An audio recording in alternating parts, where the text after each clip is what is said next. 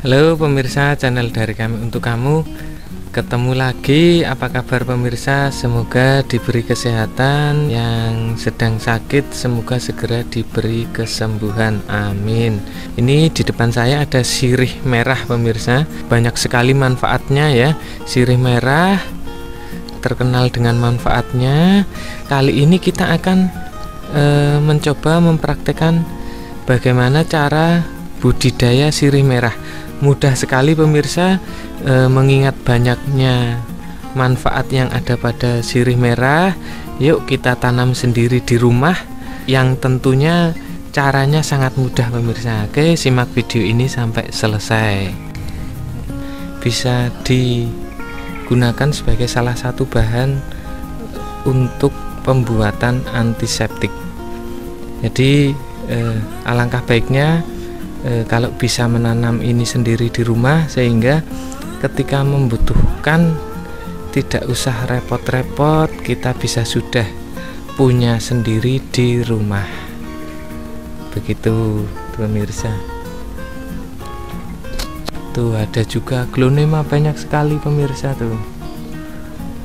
Aglonema, ada anggur, ada anggrek. Recommended nih untuk yang tinggal di Jogja, harus datang ke sini. Kalau yang belum tahu tempatnya, bisa di search saja di Google atau di Google Map, itu plasma nutfah pisang. Plasma nutfah pisang itu ada di sini. Ada bibit-bibit tanaman juga ada, bibit buah-buahan ada. Harganya murah pemirsa. Nah, ini pertama kita pilih bibitnya, calon indukannya ya Pak ya. Ini indukan. Terus langkahnya Pak Ijan, yang dipotong yang bisa dijadikan indukan yang seperti apa? Kalau indukan tentunya kita dari awal kita tanam, terutama buat indukan ya. Nanti setelah banyak sulur atau cabangnya, baru kita ambil untuk perbanyakan. Nah, kalau sirih merah itu biasanya dengan satu ruas bisa. Contohnya ini seperti ini.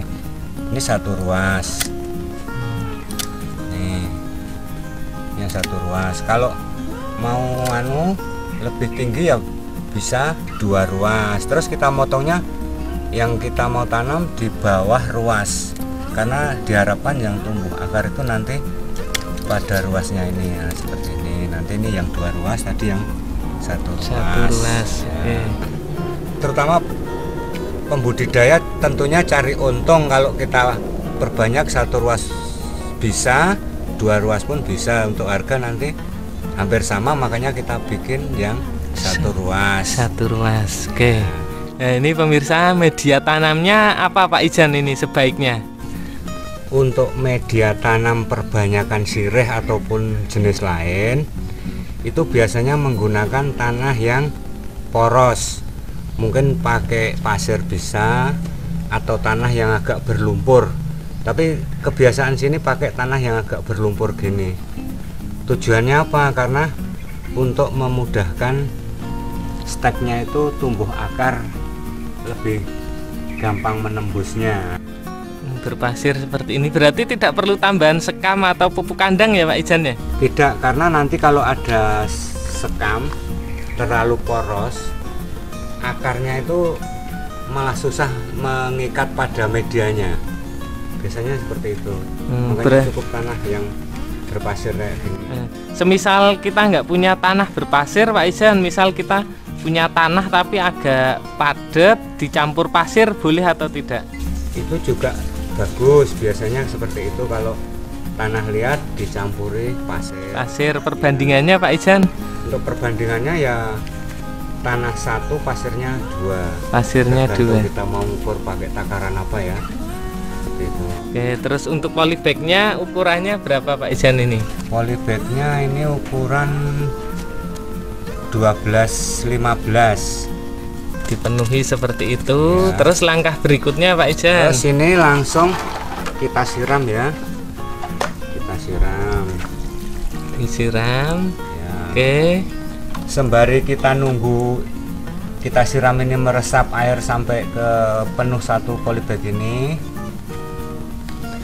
Untuk sirih merahnya kita kasih zat PT, zat pengatur tumbuh gitu ya. Ini biasanya pakai zat pengatur tumbuh. Untuk merek kita sebut nggak apa ya? Nggak apa-apa. Roundup, Roundup atau Roundup bisa. Selain ini mungkin kita pakai yang mudah kita dapat, nggak beli, pakai daun ketepeng, kita blender terus airnya kita buat nyelup kayak gini. Nah. Oke. Kalau enggak air kelapa muda juga bisa. Air kelapa muda bisa. Ya. Terus semisal bener-bener tidak ada, nggak pakai, bagaimana kira-kira Pak Ijan? Nggak pakai juga bisa, tapi agak lama waktu untuk tumbuh akarnya itu. Agak lama, cuma tetap bisa tumbuh. Mungkin persentase sama waktunya lebih cepat kalau pakai yang ini ya Pak Ijan ya. Pakai zat pengatur tumbuh kayak gini. Ini kita tuang ke wadah untuk mengencerkan, atau kita bikin ya pasta nggak apa-apa. Kalau mau irit ya dibikin encer seperti ini, tapi kalau mau agak gampang nempel ya dibikin seperti pasta gigi, itu agak apa ya, pekat gel, gitu pekat. Ya, gel ya. Terus kita oleskan gini. Kalau enggak ini yang dibasahi terus kita celupkan ke wadah, tapi lebih boros ya. Kalau mau irit ya diencerkan seperti ini. Untuk harganya mungkin sekitar 25 atau berapa itu satu kemasan kayak gini ya. Iya, siap. Ini biasanya pakai zat pengatur tumbuh. Untuk merek kita sebut nggak apa ya? Nggak apa-apa. Roundup atau Roundup bisa. Selain ini mungkin kita pakai yang mudah kita dapat, nggak beli, pakai daun ketepeng, kita blender terus airnya kita buat nyelup kayak gini. Nah. Oke. Kalau enggak air kelapa muda juga bisa. Air kelapa muda bisa. Ya. Misal bener-bener tidak ada, nggak pakai, bagaimana kira-kira Pak Ijan? Nggak pakai juga bisa, tapi agak lama waktu untuk tumbuh akarnya itu. Agak lama, cuma tetap bisa tumbuh. Mungkin persentase sama waktunya lebih cepat kalau pakai yang ini ya Pak Ijan ya. Ini kita tuang ke wadah untuk mengencerkan, atau kita bikin ya pasta nggak apa-apa. Kalau mau irit ya dibikin encer seperti ini, tapi kalau mau agak gampang nempel ya dibikin seperti pasta gigi, itu agak apa ya, pekat gel, gitu pekat. Ya, gel ya. Terus kita oleskan gini. Kalau enggak ini yang dibasahi terus kita celupkan ke wadah, tapi lebih boros ya. Kalau mau irit ya diencerkan seperti ini. Oke. Terus harganya Pak Ijan? Untuk harganya mungkin sekitar 25 atau berapa itu satu kemasan kayak gini ya. Iya. Dicelup ke zat pengatur tumbuh ya. Taruhlah hingga waktu 5 hingga 10 menit udah kering, langsung kita tanam. Kalau satu ruas kayak gini nanamnya cukup agak apa ya, nggak usah dalam-dalam. Nah gini aja nih. Setelah kita tanam bisa kita sungkupnya. Kalau cuman dalam jumlah kecil bisa satu-satu kayak gini, disungkup kayak gini, terus kita tali ya. Kita tali pakai karet atau plastik bekas-bekas itu juga bisa nih.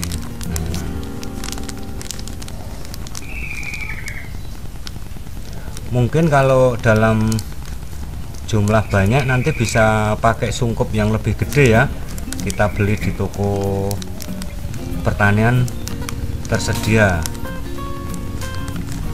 nih. Oke, Terus ini. kita tunggu hingga 4 minggu atau 1 bulan. Oke, indikator kalau sudah hidup Pak Ijan, kalau sudah siap untuk dibuka, indikatornya apa? Karena ini sungkupnya pakai plastik transparan, nanti dia akan nampak tunas, udah mulai tumbuh gitu, nampak merah itu ya, Tunas baru tunas ya, baru kita buka. Tapi perlu adaptasi ke tempat yang teduh dulu.